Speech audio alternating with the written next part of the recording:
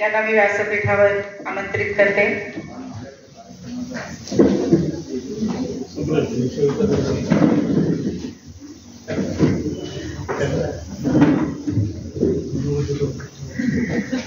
Doctor Santosh Latkar, advocate Shubhada Kulkarni, Suresh. आत्ताच्या आपल्या या झालेली आणि महत्त्वाची नेमणूक आहे आणि त्यांच्या आवडत्या कार्यक्षेत्रात त्यांना आता जायला मिळालेलं आहे. इतके वर्ष त्या सेल्स टॅक्स सारख्या तशा काहीशा वृक्ष विभागामध्ये काम करताना सुद्धा स्वतःची संवेदनशीलता जपत काव्यलेखन करतच होत्या. ज्याचा त्याचा चांदवा हा त्यांचा बहुचर्चित आणि अनेक पुरस्कारांनी सन्मानित असा कविता संग्रह.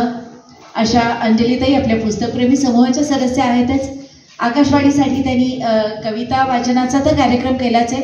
मध्यंतरी नारायण सुर्वे यांच्यावरचं सुद्धा कार्यक्रमाचं लेखन त्यांनी केलेलं होतं आणि आज इतक्या त्यांच्या खरं तर व्यस्त दिनक्रमातून आपल्या संमेलनासाठी खास वेळ काढून ते आलेले आहेत. त्यांचं स्वागत डॉक्टर श्रोत्री यांनी करावं अशी मी विनंती.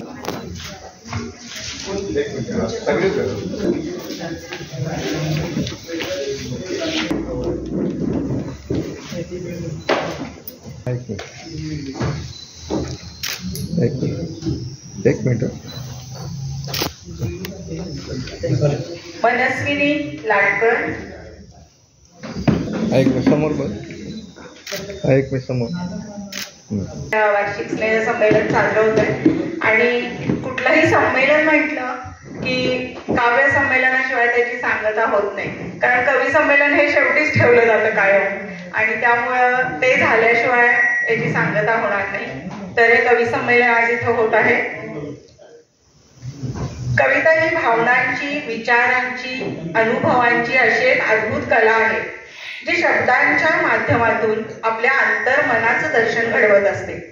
ती केवळ शब्दांचा खेळ नाहीये, तर शब्दांच्या माध्यमातून सौंदर्याकृती साकार करते, विचार प्रवृत्त करते आणि आपल्या जगण्याला एक प्रकारचा आयाम देते. तर अश्विनी कोठावळे हिला आपली कविता सादर करण्यास सांगते. धन्यवाद. नमस्कार सर्वांना. कवितेचं शीर्षक आहे कवितेच्या जगात. कवितेतल्या जगात वावरणं इतकं सहज सोपं नसतं. कवितेतल्या जगात वावरणं इतकं सहज सोपं नसतं. हृदयाचं गाणं होऊन हृदयाचंच भिडणं असतं.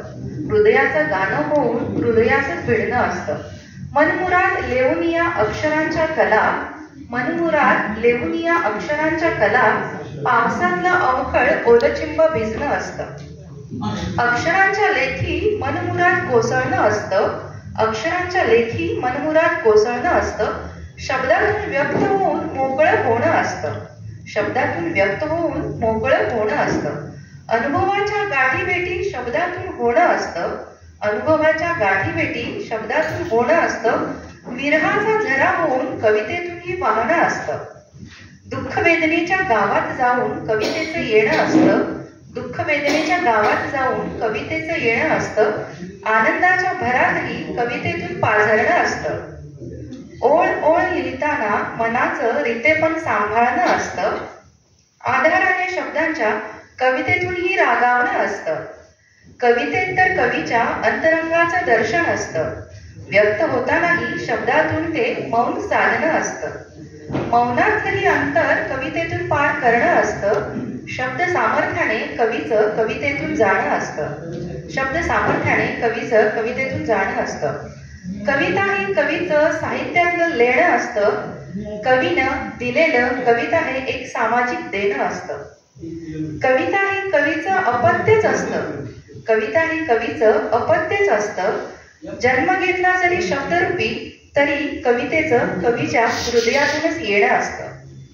जन्म घेतला जरी शब्दरूपी तरी कवितेचं कवीच्या हृदयातूनच येणं असतं. धन्यवाद.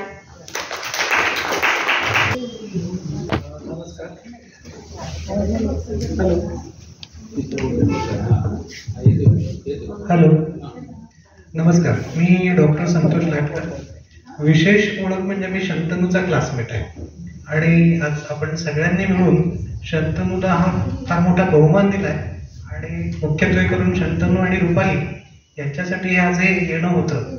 आणि अर्थात श्रोत्री सरांचे धन्यवाद आणि सर्व आयोजकांचे धन्यवाद की इथे येण्याचा आणि सहभागी होण्याचा बहुमान दिला. माझ्या कवितेचं शीर्षक आहे बाबा आता थकलेले वाटतात. सुरकुतलेल्या चेहऱ्याकडे चष्म्याआड दुर्गटलेल्या डोळ्यांकडे पाहताना अचानकच जाणवतं बाबा आता थकलेले वाटतात. आयुष्यभर माझ्या हाताला धरून रस्ता दाखवणारे हात, आयुष्यभर माझ्या हाताला धरून रस्ता दाखवणारे हात आज सोफ्यावरून उठताना माझा हात धरून पाहतात. बाबा आता थकलेले वाटतात. देवाची आरती देताना माझ्या डोक्यावरून हात फिरवतात. देवाची आरती देताना माझ्या डोक्यावरून हात फिरवतात. डोक्यावरून फिरणारे हात हळूच थरथरतात. बाबा आता थकलेले वाटतात. बाहेर गावी जातोय म्हटलं की अजूनही खिशात पैसे टाकतात. बाहेर गावी जातोय म्हटलं की अजूनही खिशात पैसे टाकतात. पैसे टाकताना माझ्या शर्टचा खिसा चाच पडतात. बाबा आता थकलेले वाटतात. अट्टहासाने गाडीपाशी निरोपाला येतात. अट्टहासाने गाडीपाशी निरोपाला येतात. उंचावलेल्या हातानेच नकळत डोळे पुसतात. उंचावलेल्या हाताने नकळतच डोळे पुसतात. दूरवर जाणाऱ्या गाडीत मग माझेच डोळे पाणवतात. दूरवर जाणाऱ्या गाडीत मग माझेच डोळे पाणवतात. बाबा आता जरा जास्तच थकलेले वाटतात. धन्यवाद. दमलेल्या बाबांची कहाणी तर आपल्याला सगळ्यांना माहितीच आहे. अगदी लहान थोरांना सगळ्यांना ती संदीप खरेची आपल्याला कविता माहिती आहे. तर प्रत्येकाला अगदी हेलावची माया असतेच. बाप हा कल्पवृक्षासारखा अविरत सावली देत असतो. आयुष्यभर कर्तव्य करतो तरी थकलेला काही तो दाखवत नाही. पण मग असं थकलेलं पण त्याचं अनुभवल्यावर पोटी साहजिकच आहे. आणि मग वाटणारी काळजी आणि तो उमाळ हुरहुर हे सगळं त्यांनी या कवितेतून इतकं हुबेहूब दाखवलंय. खूप सुंदर. यापुढे ॲडव्होकेट शुभदा कुलकर्णी. आई तुझ्या घरी जाऊन आले.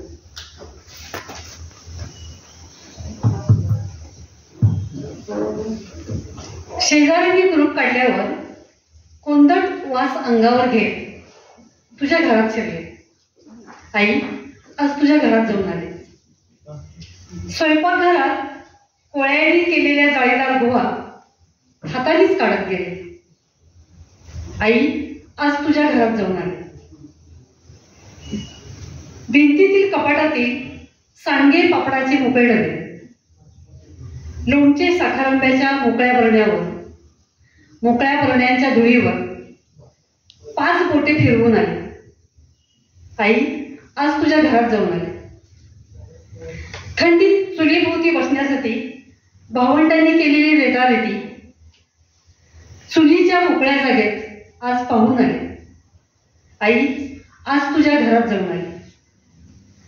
तुझ्या झोपण्याच्या कॉटवर नाचून गेले असतील कित्येक उंदीर,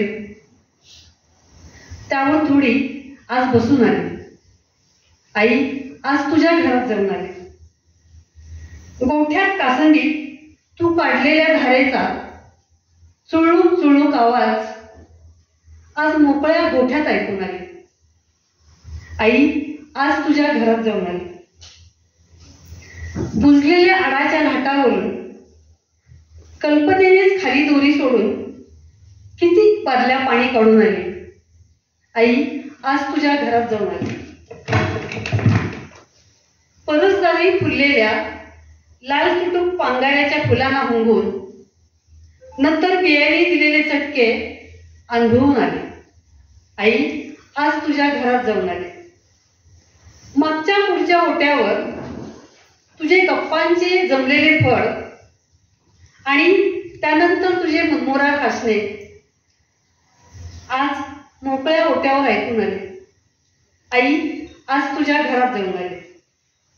माझघरातील जात्यावर भरडायचीच आमटीसाठी घेवड्याची डाळ किंवा आणखी पण काही, त्या जात्याला आज खुंटा बसवून आली. आई आज तुझ्या घरात जाऊन आले.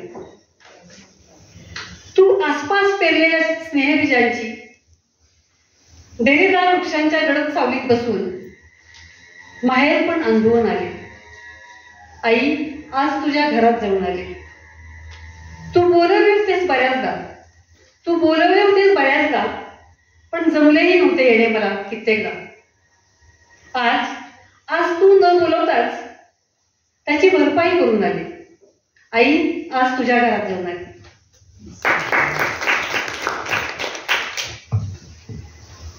खूप सुंदर.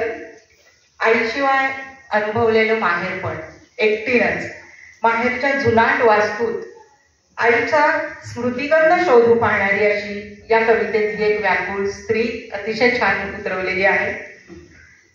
आपल्याला ग्रेसची कविता सुद्धा याच्यावरची माहिती आहे, ती गेली तेव्हा रिमझिम. किती आईचा महिमा किंवा आई नावातच जी काही जादू आहे ते सगळं त्या गाण्यातूनही आपल्याला उभं राहतं आपल्यासमोर. आईचं असणं आणि नसणं यामधलं जे अंतर आहे ना, त्या अंतरामध्ये चाचपडत राहत पुन्हा माहेरपण अनुभवण्यासाठी ही स्त्री आईच्या जुनाट वास्तूतील धुळीच्या फुफाट्याच्या त्यामध्ये स्वर्गसुखाचा आनंद शोधते. खरंच अतिशय सुंदर कविता सादर केलेली आहे. यानंतर डॉक्टर क्षितिजा पंडित. माझ्या कवितेचं नाव आहे महाबळेश्वर. आपल्या साताऱ्यातले आपण सगळ्यांना महाबळेश्वर म्हणजे काय हे वेगळं सांगण्याची गरज नाही. महाबळेश्वर अजूनही मनात रेंगाळतो आहे तो ओला धुसर रस्ता. अजूनही मनात रेंगाळतो आहे तो ओला धुसर रस्ता. गूढ अंधारलेलं जंगल, शेवाळलेली हिरवी झाडं, एक भीतीदायक शांतता. गूढ अंधारलेलं जंगल, शेवाळलेली हिरवी झाडं, एक भीतीदायक शांतता. दाट धुक्याच्या पडद्याआड दिसेनासं वास्तव, उदास अस्वस्थ एकांत. दाट धुक्याच्या पडद्याआड दिसेनासं वास्तव, उदास अस्वस्थ एकांत. पावसाची विविध रूपं, कधी हळूवार थेंबांची रिमझिम तर कधी जोरदार सरी, कधी नुसतेच चुकार थेंब. असा अनोखा पाऊस भिजवणारा पण हवा हवासा, असा अनोखा पाऊस भिजवणारा पण हवा हवासा. उदास धुक्याला पळवून लावून ओलिता निसर्गाच्या आरसपानी सौंदर्याचं दर्शन घडवणारा, ऊन पावसाच्या रम्य खेळात मन धुंद करणारा. डोंगर कपारीतून घनगंभीर आवाजात कोसळणारा शुभ्र प्रपात. डोंगर कपारीतून घनगंभीर आवाजात कोसळणारा शुभ्र प्रपात. उतारावरून वाहणारं झऱ्याचं अवखळ पाणी. उतारावरून वाहणारं झऱ्याचं अवखळ पाणी. चोहीकडे हिरव्या रंगाच्या अनंत छटा, त्यावर विविध रंगी फुलांची मनोहर उधळण. चोहीकडे हिरव्या रंगांच्या अनंत छटा, त्यावर विविध रंगी फुलांची मनोहर उधळण. मनमोहक तजेलदार शांत तृप्त सृष्टीला न्याहाळायला दोन डोळे अपुरे पडावे असा हा लावण्य सोहळा. दोन डोळे अपुरे पडावे असा हा लावण्य सोहळा. खरंच लावण्य सोहळा. आणि या छोट्याशा महाबळेश्वर सारख्याच परिसरात आपण आता बसलेलो आहोत. आजूबाजूला असाच निसर्ग आहे. सह्याद्रीच्या पर्वतरांगाच्या अगदी मधोमध लपलेलं आपलं महाबळेश्वर हे नंदनवनच, निसर्गप्रेमींसाठी नंदनवनच. इथलं सूर्योदयाचं सौंदर्य आणि दरी व्यापून टाकणाऱ्या जादुई धुक्याचे आपण इथले सगळेच साक्षीदार आहोत. या स्वर्गीय सौंदर्याचं वर्णन कवितेत अगदी हुबेहूब केलेलं आहे आणि त्यामुळे आपण अगदी नव्यानं या महाबळेश्वरच्या प्रेमात पडत राहू. सुंदर शब्दकळा प्रतिमा यांनी नटलेली स्ट्रॉबेरी सारखी रसाळ असणारी कविता ही बालकवींच्या निसर्ग वर्णनाची आपल्याला आठवण करून देते. खूप सुंदर. यानंतर सुरेश अभ्यंकर, पुणे. शंतनुजे काका आहेत. नमस्कार. एक लावणी आपल्या पुढे सादर करायची.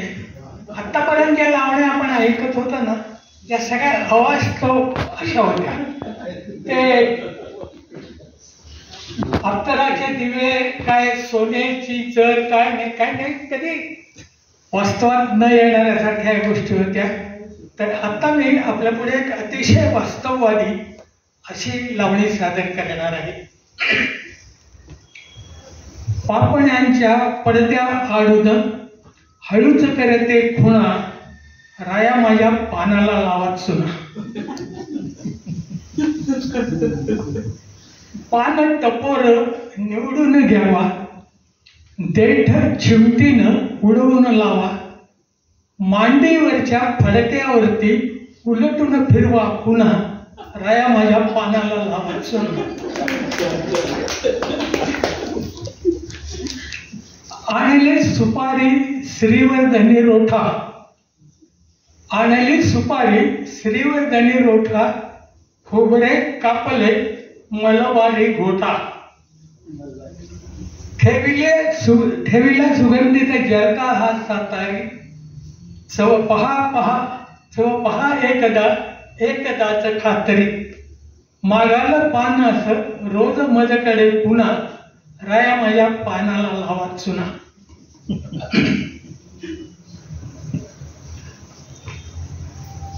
मुखी भरा तो बरा तोंड करून वाकडे, मुखी भरा तो बरा तोंड करून वाकडे. गुपित सांगा कानी माझ्या शब्द करून बोबळे. त्या शब्दासह सातारीचा दर्प येऊ द्या चुना, राया माझ्या पानाला लावा चुना.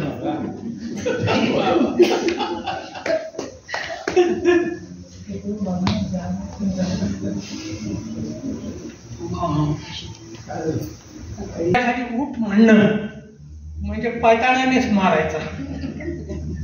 तर त्याच्यासाठी ती म्हणते, हलकेच हलवून बसल्या जागी बुडा, हलकेच हलवून बसल्या जागी बुडा. मग मानायला द्या किंचित डावा तिडा, जिब जोर करोनी उडवा मुखरस तडा. जणू रंगाची खेळे गोकुळीचा काला, राया माझ्या पानाला लावा चुना. वैशिष्ट्य लावण्य दर्शवणारी अशी ही लावणी साताऱ्याचा सुगंधी जर्दा वापरून सातारकरांसाठीच खास तयार केलेला विडा. अनेक सौंदर्यपूर्ण आणि सुगंधी गोष्टी वापरून तयार केलेलं हे देखणं पाठ सातारकरांना खूपच भावले. यानंतर लता चव्हाण.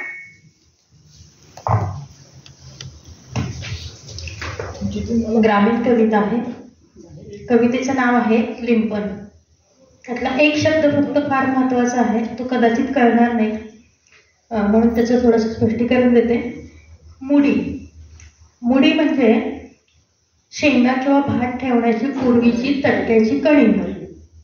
आणि हे लिंपण म्हणजे त्याच्यामध्ये ज्या वेळेला जे काही असेल ते भात किंवा शेंगा भरल्यानंतर त्याच्यावरती एक तशीच बुट्टी पाट्टी घातली जाते आणि ते दोन्ही पॅक करण्यासाठी शेण माती वगैरे घालून ती सारवली जाते.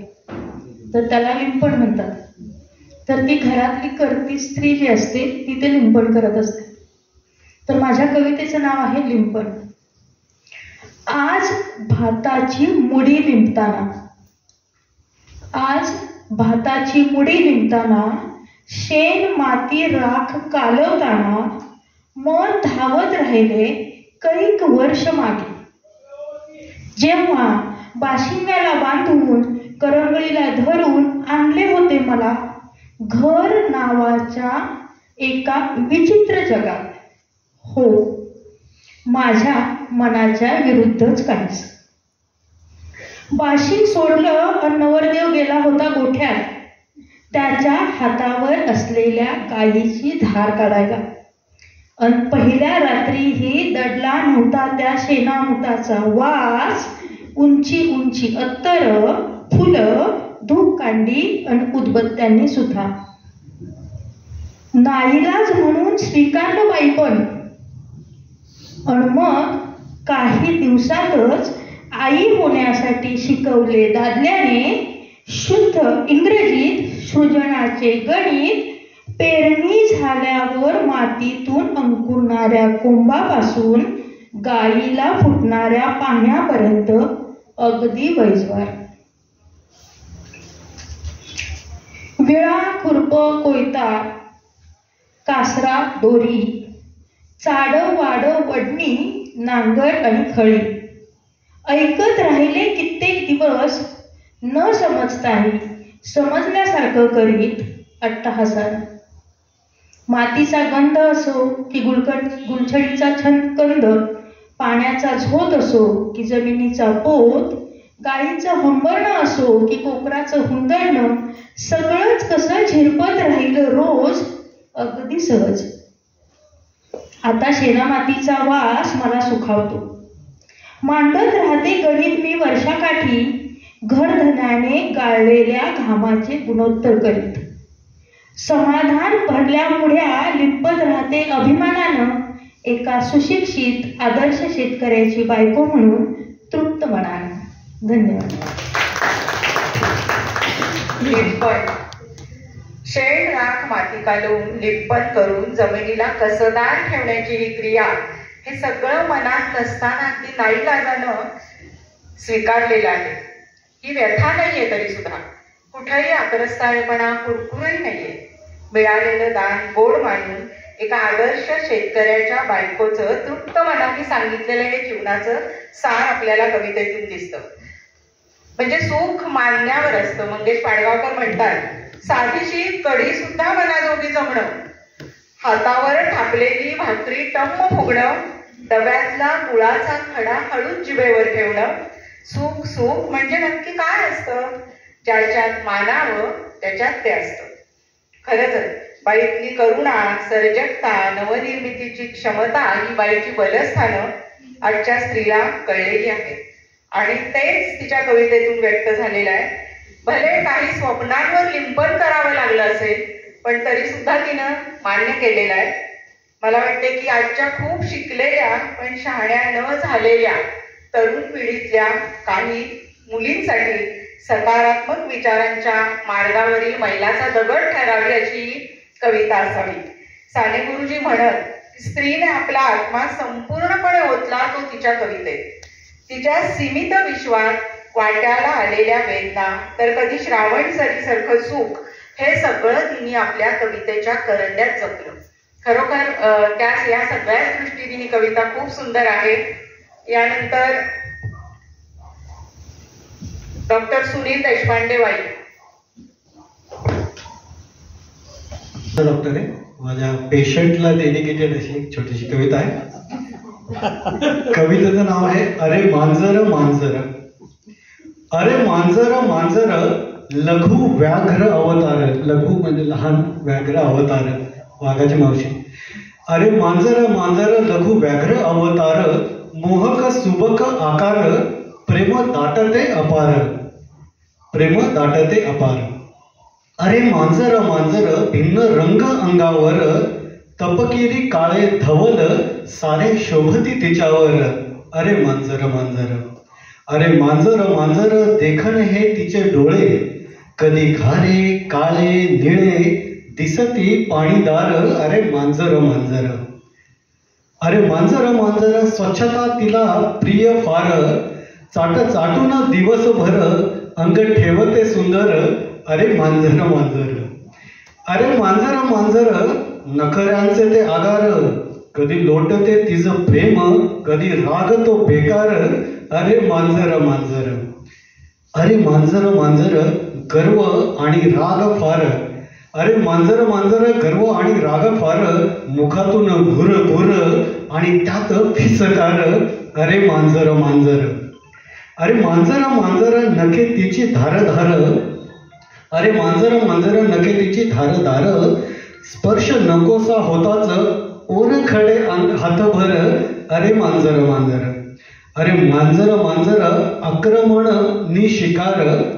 अरे मांजर मांजर आक्रमण नि शिकार, दबा धरून नेत्र छोटे करून उडी घेई अंगावर.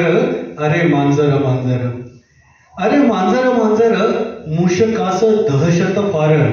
अरे मांजर मांजर मूषकांस दहशत फार, भूक राग येता त्यांसाठी उघडते स्वर्गाचे दार. त्यांसाठी म्हणजे मूषकांसाठी स्वर्गाचे दार उघडते. अरे मांजर मांजर. अरे मांजर मांजर भय क्रोध तीज फार, पाठीची करून कमान शेपटीस ये बहार. अरे मांजर मांजर. शेपटी फुलवते ना रागवले की. अरे मांजर मांजर आनंदात येता पहावे. अरे मांजर मांजर आनंदात येता पहावे, पोट छातीची घुर घुर छोपे तुमच्या अंगावर. पोट छातीची घुर घुर झोपे तुमच्या अंगावर अरे मांजर मांजर. अरे मांजर मांजर त्रैमासी प्रेमपूर. दर 3 महिन्याला पाळण पडतं. अरे मांजर मांजर त्रैमासी प्रेमपूर. अगणित बाळतपण घर पिल्लांचे आगार. अरे मांजर मांजर. अरे मांजर मांजर समजुती अपरंपार. मालकास विसरते म्हणे तिचे प्रेम घरावर. अंधश्रद्धा. अरे मांजर मांजर. अरे मांजर मांजर किती हो अहो अंधश्रद्धा. आडवे जाताच म्हणे काम नाही हो होणार. अरे मांजर मांजर. अरे मांजर मांजर छोटा आनंदाचा पॅक. अरे मांजर मांजर छोटा आनंदाचा पॅक. तिची लाईफस्टाईल स्वॅग सर्वांनाही झेपणार. अरे मांजर मांजर. अरे मांजर मांजर तुम्हा नाही हो पाळत. तीच तुम्हाला पाळते कधी तुम्हाला कळणार. अरे मांजर मांजर. अरे मांजर मांजर शोभे वाघाची मावशी. अरे मांजर मांजर शोभे वाघाची मावशी. सर्वांना वाटे हवी हवीशी. आनंदाचा ती सागर. अरे मांजर मांजर. अरे मांजर मांजर. चालीनं आपल्याला लळा लावत हिंडणारी, ती मावशी म्हणून घेणारी आणि तिच्याकडून प्रेरणा घेऊन आपल्या सुप्रसिद्ध मॉडेल्स कॅटवॉक करायला शिकल्या, ती खरंच ही मांजरी अशी आपल्या सर्वांची जिव्हाळ्याची मनी. मांजर आख्यान खूप सुंदर झालं. यानंतर तृप्ती बाबर. रात्र. अस्वस्थ पूस बदलायला रात्र माझीच असते. अस्वस्थ पूस बदलायला रात्र माझीच असते. ओले कड जिरवायला रात्र माझीच असते. स्वप्नामध्ये रमायला रात्र माझीच असते. स्वप्नामध्ये रमायला रात्र माझीच असते. दिवसाचा हिशोब मांडायला रात्र माझीच असते. गुंता वाढवणारी गुंता सोडवणारी रात्र माझीच असते. गुंता वाढवणारी गुंता सोडवणारी रात्र माझीच असते. हिंदोळ्यावर झुलवणारी रात्र माझीच असते. गुंता वाढवणारी गुंता सोडवणारी रात्र माझीच असते. हिंदोळ्यावर झुलवणारी रात्र माझीच असते. नित्य नेमाने येणारी रात्र माझीच असते. ऋतूंचे सोहळे अनुभवणारी प्रत्येक रात्र माझीच असते. प्रत्येक रात्र माझीच असते. धन्यवाद. त्याचा शोध घेणं अवघड होऊन बसतं. मग अशीच रात्र बहाल करते एक अथांग असा अंधारा पट आणि रात्रीचा पट, ज्यावर मनसोक्त रेखाटता येतील कवितेच्या ओळी. खरोखर खूप सुंदर वर्णन केलेलं आहे. यानंतर कल्याणी थत्ते.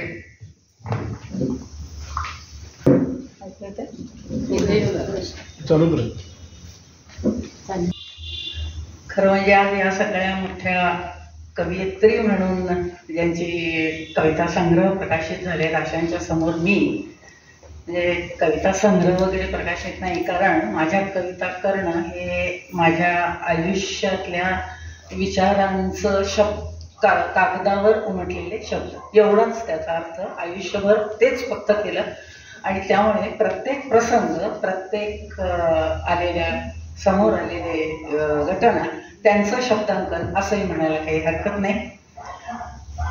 तर माझ्या आत्ताच्या ह्या कवितेचं नाव आहे वेदना. आणि हा अनुभव बहुतेक सगळ्यांचाच आहे, सगळ्या स्त्रियांचा आहे, काही अंशी पुरुषांचाही असेल, पण तो खूप कॉमन किंवा खूपच सरसकटच आहे असं म्हणायला हरकत नाही. वेदना. त्यावेळी नाळ तोडली. त्यावेळी नाळ तोडली तेव्हा त्यात वेदना नव्हती.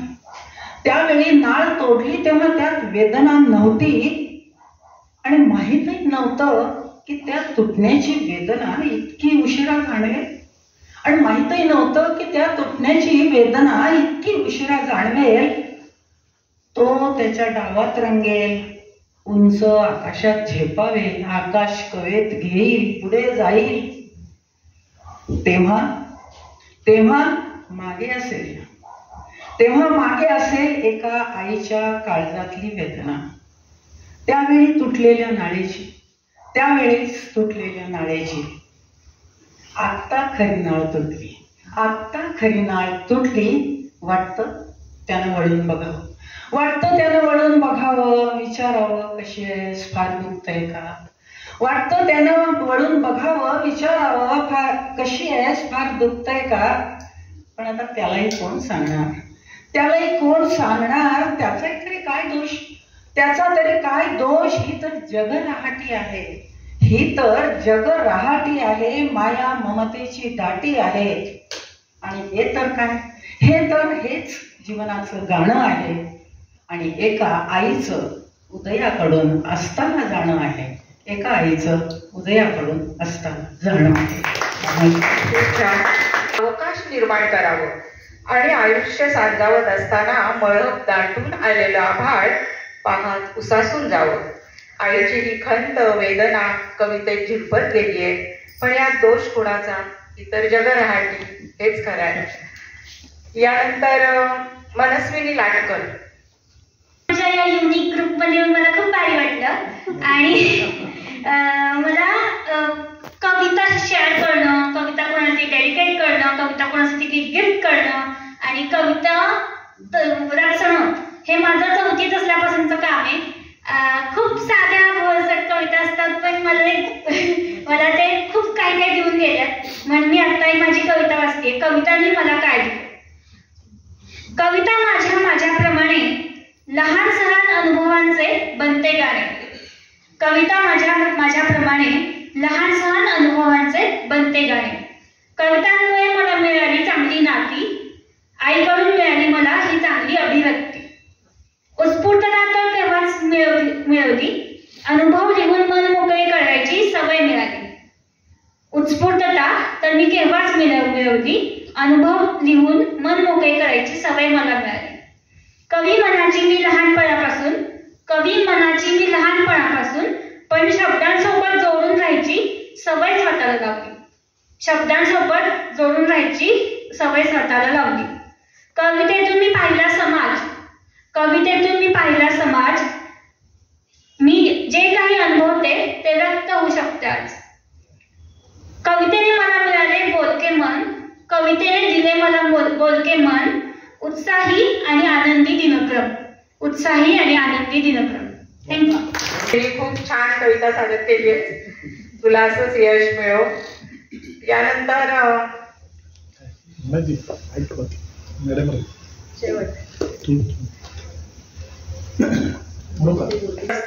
सगळं साजरं करतो असे करतात ते.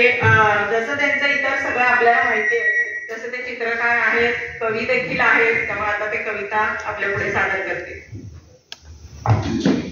फार काही अर्थ बघणार नाही.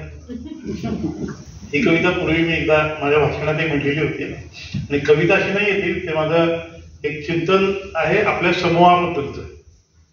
मध्यंतरी आपल्या ग्रुपमध्ये मी ती शेअर पण केली होती. ऐसे ते समूह महात्मे, आम्ही ते पुस्तकप्रेमी, साहित्य निर्मितीत नाही कमी, विचार स्वातंत्र्याची असे हमी आमच्या समूही. विविधता विषयी बहुत होई मी विस्मय चकित, होणार कसे सर्व वाचून म्या पामराच. पुस्तके आहेत नाना थोर, छोटी रात्र सोंगे फार, धावून येती वाचक थोर परिचय येती. एकत्र येती मित्रवर्य, रोज एक असे 7 परिचय. अनोखा हा ग्रंथ सप्ताह अखंड चालत असे. केवळ मराठीच नाही, असती भाषा विविध काही, बहुत भाषातील साहित्य वाही आमच्या समूही. कथा, कादंबरी, काव्य, प्रवास, चरित्र, संगीत, नाट्य, शास्त्र, पुराण, इतिहास सर्व विषय आवडी. उत्तम ग्रंथ निवड, सखोल वाचन आणि मनन, त्यानंतरी ते लेखन प्रत्येकाचे. ऐसे हे समूह महात्म्य, ब्रीद अमुचे एकमात्र, शहाणे करून सोडावे सकळ मित्र. जेथे असती ग्रंथ फार, हे महत्वाचं आहे, जेथे असती ग्रंथ फार, तेथे भेटती वाचक मित्र, त्याहूनही दुसरे तीर्थक्षेत्र अन्यत्र नसे. शेवटी एक साकडे, घेऊ नका कुणी वाकडे, चुका असतील मजकडे, पोटात घालावे. उत्तम साहित्य स्वये घ्यावे, हाती घेऊन ते वाचावे, मनन करून टिपण काढावे इतरांसाठी. घरी ग्रंथालय असावे, तेथे शांतपणे बसावे, उदंड लेखन हातून व्हावे इतकीच इच्छा. धन्यवाद. किती सुंदर आपल्या ग्रुपसाठी कविता केलेली आहे, खूप छान. यानंतर एक छोटीशी कविता सादर करते. थोडक्यात मला सांगावं लागेल की मध्ये माझ्या वाचनात आलं होतं की राजस्थान मधली नदी, लुनी नावाची नदी, ती समुद्राला मिळत नाही, ती वाळवंटातच लुप्त होते. तर ते माझ्या वाचनात आलं आणि त्यावरून सुचलेली कविता आहे. कवितेचं नाव आहे प्रवाह. दचकलीच ना ऐकून सखे, दचकलीच ना ऐकून सखे, पण हे खरंच खरं आहे. लुनी नावाच्या नदीने समुद्राला मिळण्याचं नाकारले. झुळझुळताना पहाडातून पाऊल तिचं थबकतं, फेसाळणाऱ्या दर्याचं रूप तिला खुणावतं. काळजावर स्वार होते त्याची उन्मत्त लाट, काळजावर स्वार होते त्याची उन्मत्त लाट, क्षणात वळवून पाऊल करते जलदीकडे पाठ. नितळ गोड गाणं माझं वाटे मला प्यार, नितळ गोड गाणं माझं वाटे मला प्यार, कानगोष्टी करणारं वैराणातलं वारं. नको मिरवणे लाटांवरचा तुझा रुपेरी ताज, नको मिरवणे लाटांवरचा तुझा रुपेरी ताज, नकोच गाणे तुझ्या सवे ती खर्जामधली गाज. नकोच ते क्षणोक्षणी झेपावणं नि ओसरणं, नकोच ते क्षणोक्षणी झेपावणं नि ओसरणं, धारेत तुझ्या मिसळून खाल्ल्या मिठाला जागणं. परकी होईन मीच मला, परकी होईन मीच मला, जरी मिसळता तुझ्या सवे, प्रिय मला ते काठावरचे विणकर पक्ष्यांचे थवे. म्हणून जाते वाळवंटी, म्हणून जाते वाळवंटी, फुलवीन म्हणते हिरवाई, नियम कायदा तोडण्याची करो कुणीही कारवाई. काठ लुनी नदीचा वाळवंटी आता मस्त बहरलाय, काठ लुनी नदीचा वाळवंटी आता मस्त बहरलाय. म्हणून म्हणते सखे प्रवाह बदलत चाललाय, प्रवाह बदलत चाललाय.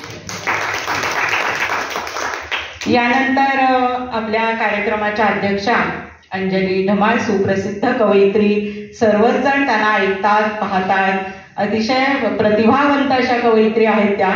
तर आपण या काव्य संमेलनाचा समारोप करतोय. मी त्यांना त्यांची कविता सादर करायला सांगते आणि मनोगतही व्यक्त करावं.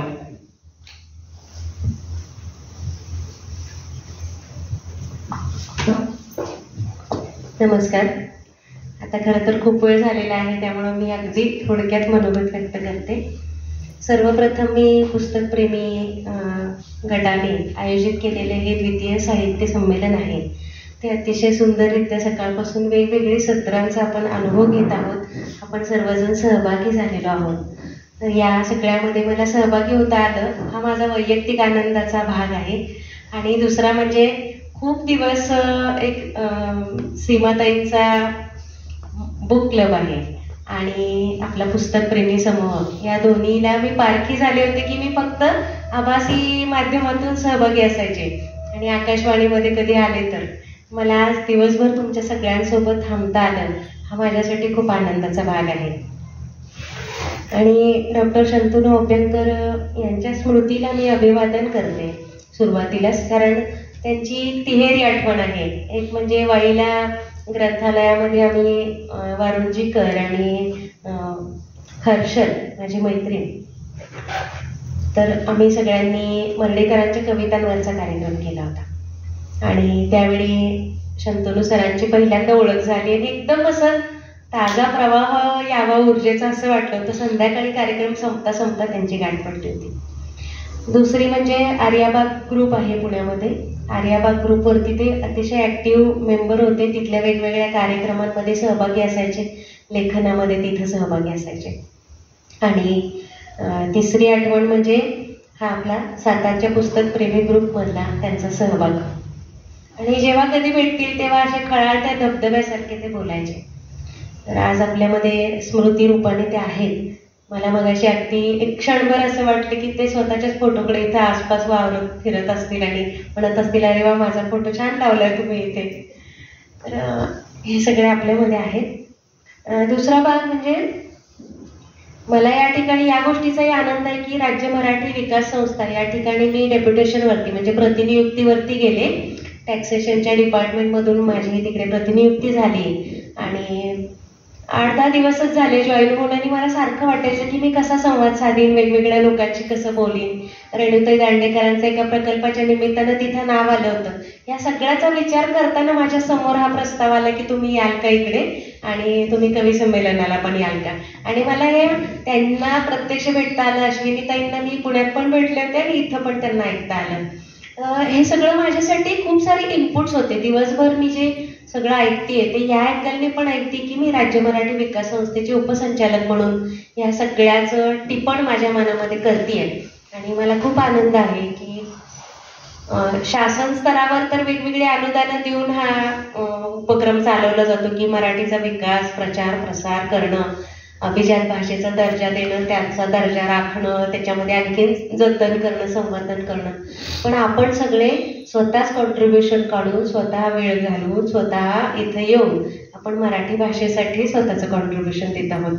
तर ही खूप सुखावणारी बाब आहे. आता हा जगन्नाथाचा रथ आहे, आपण सगळ्यांनी पुढे न्यायचं आहे.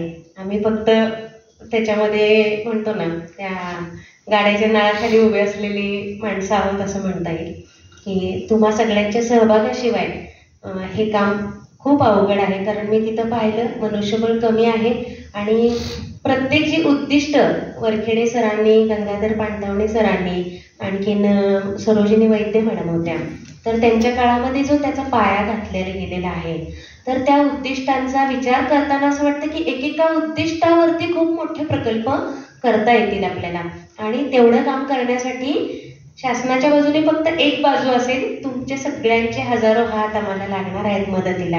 तर मला विश्वास आहे की तुम्ही नक्की सहभागी व्हाल. कारण मला मुंबईत बाहेर पडला ना, एल्फिन्स्टन कॉलेजमधले जे डायरेक्टरेट ऑफ टेक्निकल एज्युकेशन आहे तिथं आमचं कार्यालय आहे. त्या कार्यालयामध्ये मी दिवसभर मराठीचा विचार करत असते. घरी गेल्यानंतर पण तेच डोक्यात असतं आणि सुट्टी दिवशी पण तेच. पण पायऱ्या उतरून इमारतीच्या खाली आले की बाहेर हिंदी बोललं जातं. कहाँ जाना है, यहाँ आएंगे क्या चाहिए, इथूनच सुरुवात होते.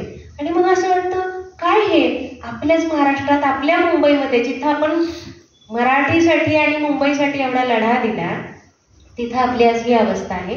आणखीन एक आव्हान आपल्या समोर आहे की पुढची पिढी, जे रेणुताई दांडेकरांनी मांडलं की पुढच्या पिढीसाठी खूप आव्हान आहे की मराठीतून त्यांना व्यक्त होता येणं. आता मी GST डिपार्टमेंटला होते आतापर्यंत 15 वर्ष तिथं काम केलं.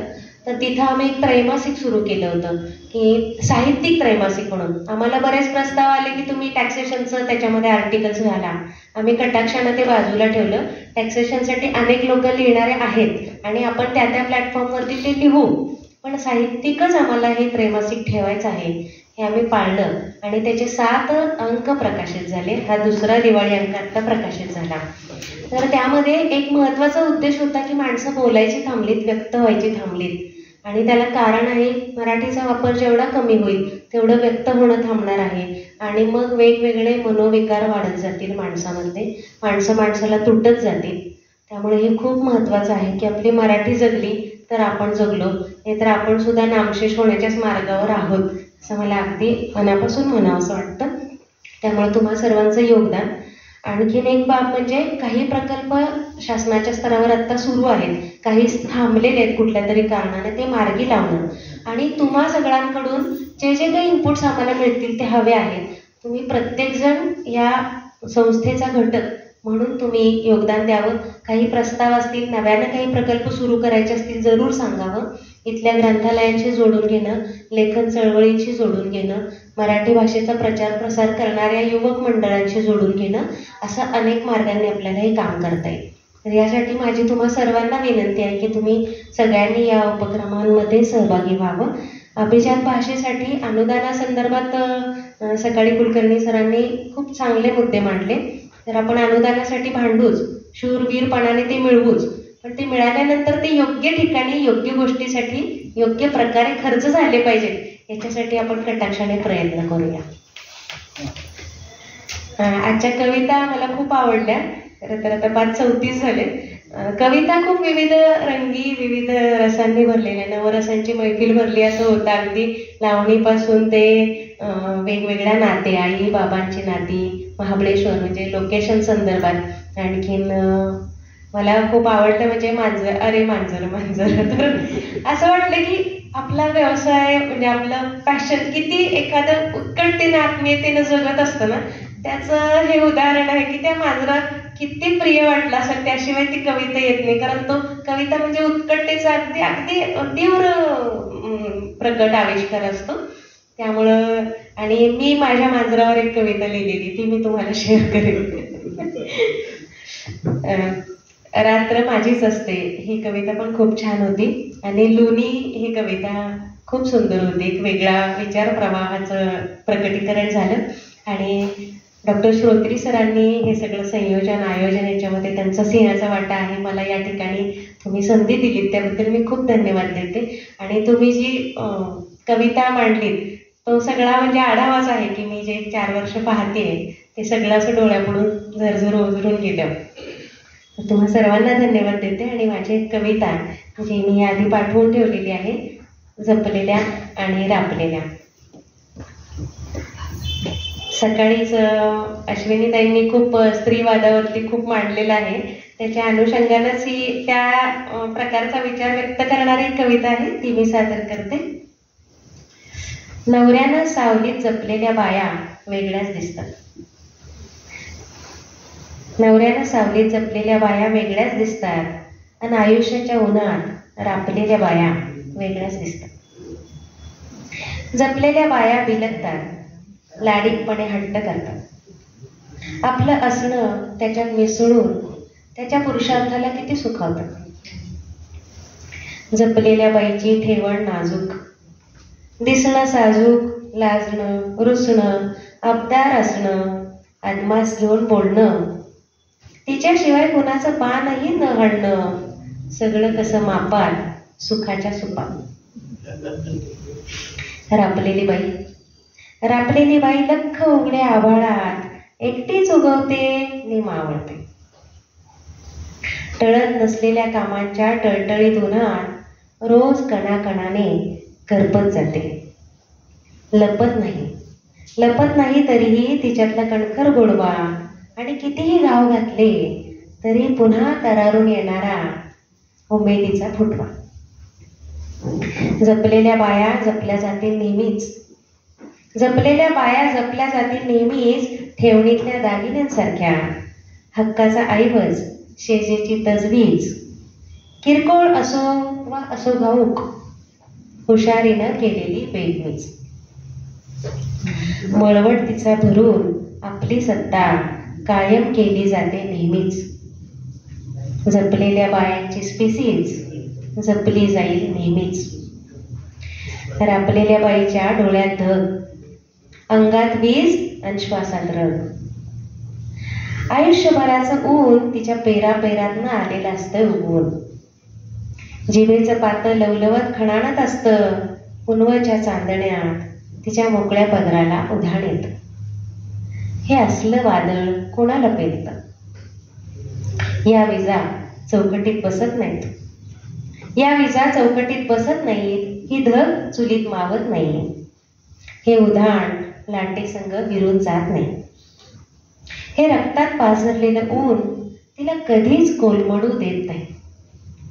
त्या लखलखत राहतात, त्या लखलखत राहतात, त्या वेगळ्याच दिसतात, त्या वेगळ्याच असतात, त्या वेगळ्याच जगतात. धन्यवाद. खूपच सुंदर मॅडम. खरं अध्यक्षांच्या कवितेवर बोलणं योग्य नाहीये, पण खरोखरच आवत नाहीये की अत्यंत वास्तवदर्शी, म्हणजे त्यांचं इतकं निरीक्षण आहे, अत्यंत वास्तवदर्शी आणि अगदी आपल्या भावनांच्या जवळ जाणारी कविता आहे. म्हणजे बाई एकच, पण एक रापलेली आणि एक जपलेली. तर मला असं वाटतं की रापलेल्या बाई पण जर जपलं गेलं आणि जपलेल्या बाईला रापलेपणाची जाणीव थोडी आली तर बाई खरी समृद्ध होईल असं मला वाटतंय. आणि तेव्हा तुमच्या कवितेला पुरेपूर न्याय मिळणार आहे. तर असं व्हायला हवंय. अतिशय सुंदर कविता. अंजली त्यांची एक खूप चारोळी खूप सुंदर आहे कविता, त्यांना आवडते ती, ते त्यांनी सादर करावी असं एक तेवढी इच्छा आहे आमची.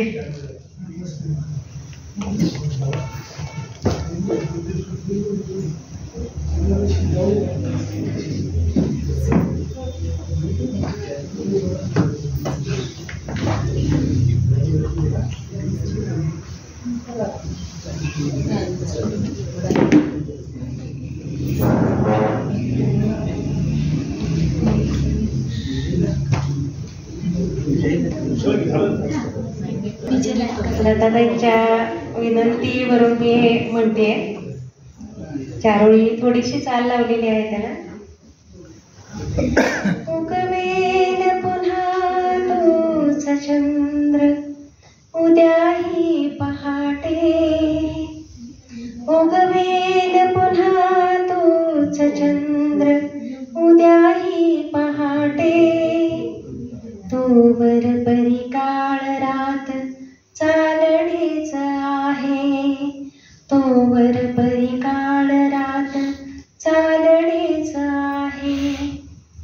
तीच चांदणी पुन्हा लखलखेल नभांगणी, तोवर परी काळ जास जाळणेच आहे, तोवर परी काळ जास जाळणेच आहे.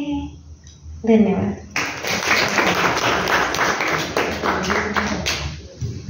खूप खूप धन्यवाद. सगळ्या कवयित्रींनी अतिशय उत्तम कविता सादर केलेल्या आहेत. कवींनी पण. आणि बघता बघता आपण कार्यक्रमाच्या शेवटाकडे आलेलो आहोत. सकाळपासून हा साहित्याचा उत्सव साजरा करतो आहोत आपण. तर त्याचे हा संपन्न होण्यासाठी असंख्य लोकांचे हात लागलेले आहेत आणि त्यांच्याप्रती कृतज्ञता व्यक्त करणं हे आपलं कर्तव्य आहे. आणि त्या आभारानंतर ज्ञानेश्वर माऊलींनी सगळ्या जगाच्या कल्याणासाठी मागितलेलं पसायदान होईल. ते पसायदान झाल्याशिवाय कुणीही जागेवरनं हलू नका. नमस्कार. हे आम्ही साहित्यप्रेमी, आम्ही पुस्तकप्रेमी ग्रुपचं दुसरं संमेलन होणार म्हणता त्याचा आजचा हा आता अखेरचा समारोपाचा क्षण आलाय. पण त्यापूर्वी काही 2-3 महत्त्वाचे सत्कार राहिलेले आहेत. अख्खा दिवसभर पुस्तक प्रदर्शनाची जबाबदारी सांभाळणाऱ्या डॉक्टर मनीषा सोनगिरे, इकडे बॅकस्टेजला अतिशय महत्त्वाची कामगिरी बजावणारे दीपक घारगे, बाळकृष्ण इंगळे सर जे सकाळपासून शूटिंग करतायत ते त्यावेळेला होते, त्यामुळे ते सत्र वेळेत आटपलं. त्याबद्दल विचार करायला लागतो, बापरे आता किती उशीर होणार. पण कुठेतरी आपण गप्पांमध्ये गुंग झालेलो असतो आणि पुन्हा ट्रेन तशी मॅचअप झालेली असती. तसं आपल्या संमेलनाचं झालंय. फक्त ठरलेल्या वेळेपेक्षा 10 मिनिटं लेट झालेलं आहे आपल्याला संपायला. मात्र कुठलाही लहान मोठा कार्यक्रम असला तरी तो संपन्न करण्यासाठी अनेकांचं सहकार्य आपल्याला लाभलेलं असतं. त्याची तयारी अनेक दिवसांपासून आपण करत असतो. या सगळ्या नियोजनामध्ये महत्त्वाचा रोल बजावणारी त्रिमूर्ती सकाळपासून ज्यांचा उल्लेख होतोय, आपल्या या समूहाचे प्रवर्तक डॉक्टर श्रोत्री, शिरीष चिटणीस, विनोद कुलकर्णी यांच्याच बरोबरीनं तितकंच महत्त्वाचं काम करणारे जयंत कुलकर्णी, पद्माकर पाठकजी आणि आपल्या पुस्तकप्रेमी कोर ग्रुपचे सगळे सदस्य नानल सर आहेत. सकाळपासून खांद्याला बॅग घेऊन ते महत्त्वाच्या रोलमध्ये आहेत. असे नानल सर या सर्वांच्या योगदानामुळे हे संमेलन आज यशस्वी झालं असं आपण नक्की म्हणू शकतो. याच्यामध्ये सकाळच्या पहिल्या सत्रापासून आपल्या नवदुर्गा मराठी काव्यसरितेतील नवदुर्गा हा कार्यक्रम आपण सादर केला. बहुतांश भगिनी आपल्या समूहातल्या होत्याच, पण समूहाबाहेरच्या सुद्धा डॉक्टर राजश्री आणि शुभांगीताई मदने होत्या. त्यांचेही आभार मानूयात आपण. संमेलनाला बीजभाषण करण्यासाठी आणि आपल्या सर्वांना मार्गदर्शन करण्यासाठी स्त्रीवादाचं वेगळं रूप दाखवणाऱ्या माननीय अश्विनीताई धोंगडे या ठिकाणी आलेल्या होत्या. त्यांनाही धन्यवाद. शरद तांदळे यांनी दिलखुलासपणे मुलाखत दिली. आपल्या मनातल्या अनेक शंकांची उत्तरं त्यांच्या मुलाखतीमधून मिळाली. त्यांचेही आभार. या कवी संमेलनामध्ये सहभागी सर्व कवयित्रींचे आभार. अंजलीताई खास वेळ काढण्यासाठी, त्यांना इनपुट मिळाले असेल तरी आम्हालाही बरंच काही त्यांच्या इथे असण्यानं मिळालेलं आहे, तर त्यांनाही मनापासून धन्यवाद देते. मधली मनोगत व्यक्त करणारी सगळे आपल्या पुस्तकप्रेमी समूहाचे सदस्य, त्यांचेही आभार. सातारा शहरातल्या बरोबरच बाजूच्या अनेक गावांमधून, आज सोलापूरहून तृप्तीताई आलेल्या आहेत, वायूहून नेने खास म्हणजे तब्येतीचं थोडंफार कमी जास्त असताना सुद्धा पूर्ण दिवस आलेले आहेत. लातूरहून आलेले आहेत संतोषजी, पुण्याहून आलेले आहेत काही जण.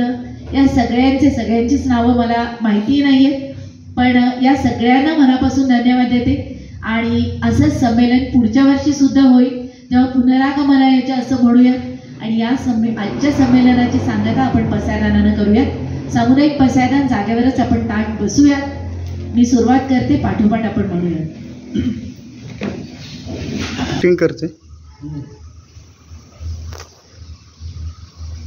असायचं असतं ना. तुम्ही इस्माईल म्हटलं नाही, आवाज येईल फोटो.